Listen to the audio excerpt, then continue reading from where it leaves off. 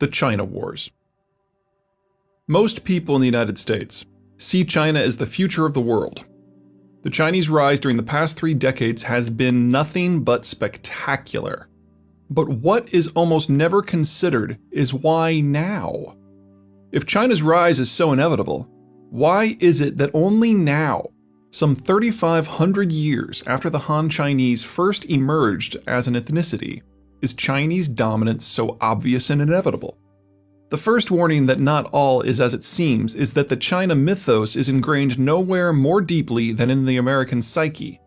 The same psyche that was recently convinced of the obvious and inevitable rise of the Soviet Union and Japan. The reality of China is considerably different from the conventional wisdom. There are many reasons to doubt the strength of the Chinese system, but let's focus on those relevant to things geographic and demographic. Chinese geography is, if anything, more problematic than European geography. China's dominant Han ethnic group traces its roots to early cultures along the Yellow River in what is today northern China. But the Yellow is not a friendly river. It is extremely flood-prone. Seasonal rains in multiple parts of the watershed lead to large-scale flooding at various times of the year. The Yellow is also not tightly contained in a narrow valley as the Nile is, but instead flows through an extremely broad and very flat floodplain. When the river overflows its banks, it regularly inundates broad swaths of territory, far in excess of the sorts of floodings that are common and largely constrained in reach elsewhere in the world. Chinese society has developed along starkly different lines than Western versions. Chinese political development manifested less out of a need to manage food surpluses and expand populations than out of a need to manage the ravages of the Yellow River. One result among many was a much tighter hold by the government on the populace. Work gangs were regularly formed to construct river levees stretching for miles, not simply to guard populated areas, but agricultural fields as well. China may be better known for its Great Wall and Grand Canal, but the Han's tethering of the Yellow was the first and the greatest of their mass construction works. As the years turned into centuries, these levees expanded to contain nearly all of the river's lower reaches, which actually compounded the problem. While all rivers carry silt, the Yellow's silt load is particularly heavy. Once the river became in essence a managed canal, it couldn't dump its silt in the floodplain. The steady accumulation of sediment resulted in the rise of the river bottom over the centuries. Successive Chinese governments had no choice but to build the river levees higher. At some time in the last millennium, the lower Yellow started defying the classification of river and became more of a raised aqueduct, with its bottom now above the elevation of the surrounding lands. When the Yellow bursts its banks, the entirety of its flow crashes down into the plains that are now beneath it, unleashing heretofore unheard of floods that dispossess Chinese in hundreds of thousands. A single flood in 1931 killed more than 1 million people. The result is that a successful Chinese government must be very tightly managed.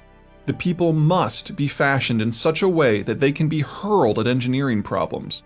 Failure to maintain such organizational control at all times means that something as innocuous as a hard rain could literally wash Chinese civilization away. But this tendency toward unitary political systems hasn't granted a history of more unified and coherent governments. On the contrary, China is a land of failed empires and shattered hopes. Again, the reason is geographic. The Yellow River's lower watershed is the North China Plain, a wide, vast landscape completely empty of internal geographic barriers. Like its northern European equivalent, the NCP is incredibly fertile and absolutely huge. At 158,000 square miles, it is as large as the prime agricultural lands of the US states of Nebraska, Iowa, and Illinois combined. But that is where the similarities end. The long, thin nature of the North European plain resulted in multiple competing powers, each arising from and defending its own segment of the plain, often using the NEP's many transecting rivers as defensive lines. The North China Plain, in contrast, has no thin dimension, and is instead broad and deep with only the Yellow River bisecting it. The wide open space of the NCP encouraged cultural and linguistic unity, but not political unity.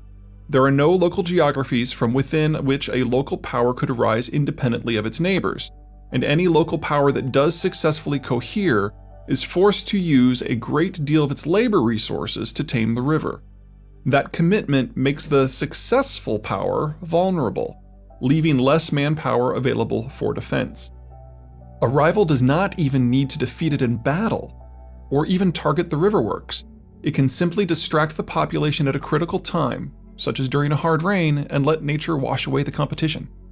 Unlike the NEP's host of navigable rivers, the Yellow is not navigable in part due to its heavy engineering.